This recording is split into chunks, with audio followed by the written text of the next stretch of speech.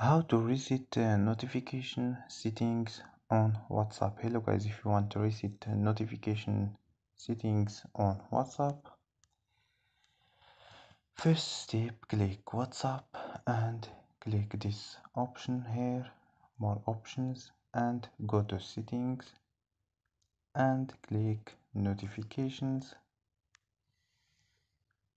and click this option here, more options, and here you can reset notification settings. Click and click reset.